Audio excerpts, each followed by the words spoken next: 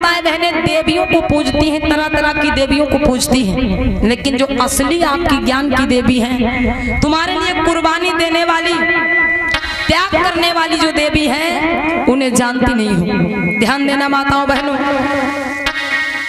बाबा साहब जिस समय इस बहुजन समाज के लोगों पर अत्याचार हो रहा था, तो उस समय बाबा साहब देश विदेश में जाके पढ़ाई करते थे और इस समाज को अधिकार दिलाने के लिए लड़ाई लड़ रहे थे। ध्यान देना माताओं बहनों।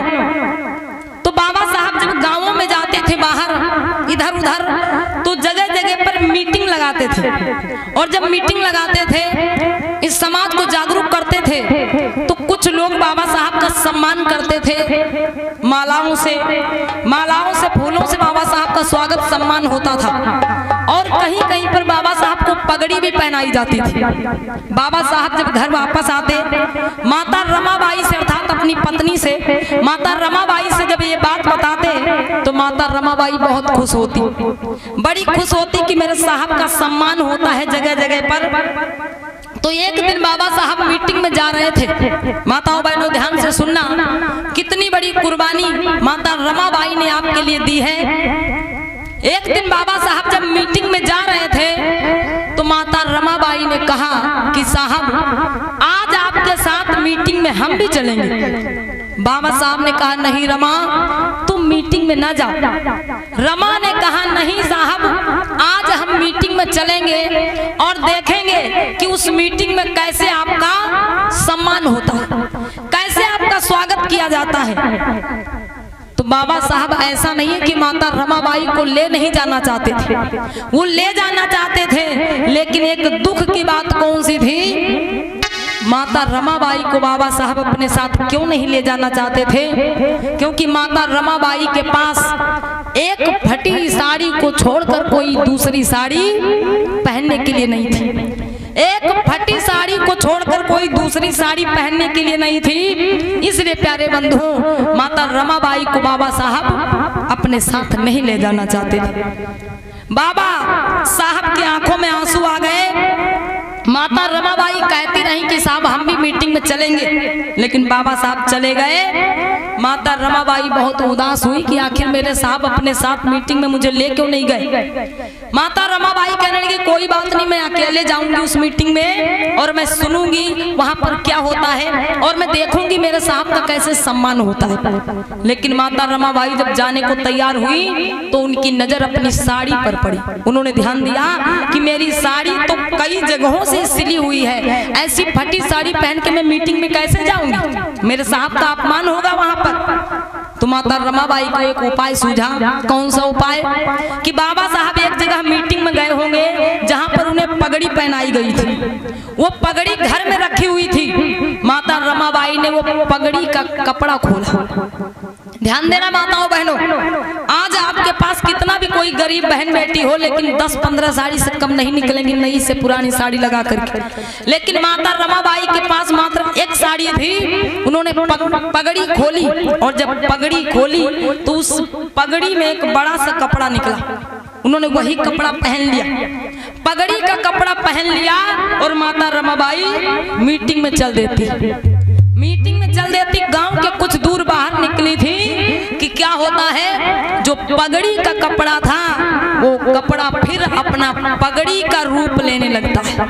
मतलब वो कपड़ा तो एक जगह लिपटा हुआ था पगड़ी में। माता रमाबाई जब चलती है तो ध्यान दीजिएगा, वो कपड़ा सिकुड़ने लगता है। सर का कपड़ा कंधे पर आ गया, और नीचे पैरों का कपड़ा घुटनों तक पहुंच गया। माता रमाबाई जितना उसे संभालती है, वो पगड़ी का कपड़ा सिकुड़ता जाता है। माता रमाबाई रोने लगती है कि अब मैं क्या करूं। कुछ दूर पर पहुंच करके, जो मीटिंग नजदीक ही थी, वहां से माता रमाबाई एक सड़क के किनारे एक झाड़ी में बैठ गई। एक झाड़ी में बैठ गई, और झाड़ी में बैठ करके वहीं से मीटिंग सुनने लगी। लेकिन जब बाबा साहब भाषण देने के लिए मंच पर चढ़ते हैं, तो उनकी नजर सड़क के किनारे बैठी एक स्त्री पर पड़ती। वो कोई और नहीं बल्कि माता रमाबाई थी। बाबा साहब ने जब ये देखा, वो समझ गए मीटिंग समाप्त हुई। माता रमाबाई जैसे तैसे वो पगड़ी का कपड़ा सही करते करते जल्दी जल्दी घर पहुंचती है और फटी साड़ी फिर से पहन लेती है। वो पगड़ी का कपड़ा फिर से उसी पगड़ी में लपेट करके रख देती है, फिर वही पगड़ी बना कर रख देती है। बाबा साहब जब लौट करके आते हैं वो सब समझ जाते हैं कि कैसे क्या हुआ। बाबा साहब ने माता रमाबाई के आगे हाथ जोड़ा और कहा कि हे रमा, मुझे क्षमा कर देना, मैं तुम्हारा बहुत बड़ा गुनहगार हूँ। माता रमाबाई मुस्कुरा के बोली, साहब ऐसा क्या हो गया?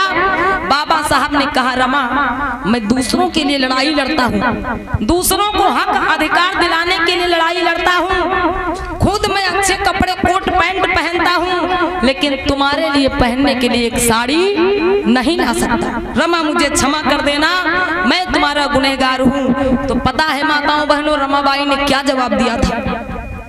माता रमाबाई ने जवाब दिया, साहब मुझे कोई दुख नहीं है, मुझे कोई दुख नहीं है, मेरे पास पहनने के लिए कपड़े नहीं है, सुंदर साड़ी नहीं है, मुझे प्रसन्नता है। आज मेरे पास पहनने के लिए कपड़े नहीं है तो क्या हुआ?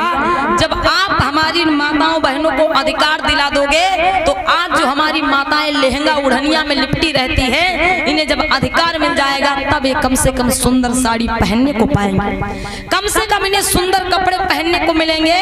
बाबा साहब मेरे पास कपड़ा नहीं है, कोई बात नहीं, लेकिन इन माताओं बहनों के लिए आप संघर्ष करते रहो, इन माताओं बहनों को वो अधिकार दिला दो जो आज हमको नहीं मिल रहे।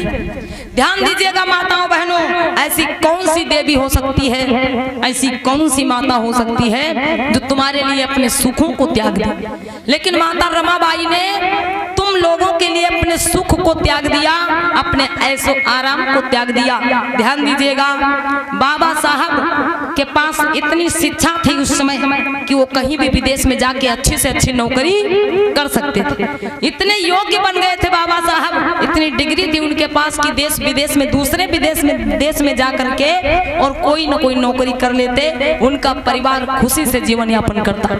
लेकिन उन्होंने ऐसा नहीं किया, अपने आप को नहीं देखा, इस बहुजन समाज के लोगों को देखा। तो आइए कहना है माताओं बहनों दो शब्दों में कि आज बाबा साहब ने जो हमको अधिकार दिया है, हम हर एक अधिकार खा रहे हैं बाबा साहब के नाम का, लेकिन गुणगान किसी और के नाम का कर रहे हैं। कहना है क्या भैया कि भीम के नाम पे हर मौज मनाते आए,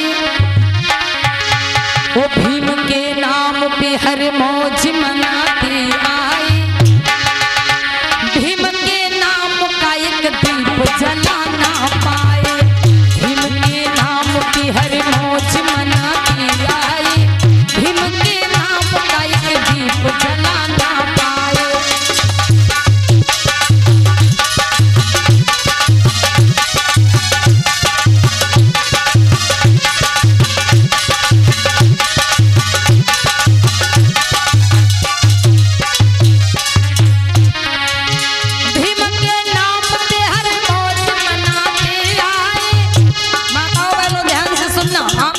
ज्यादा जरूरी है सुनना, क्योंकि सबसे बड़ा अधिकार अगर बाबा साहब ने किसी को दिलाया तो माताओं बहनों ध्यान देना।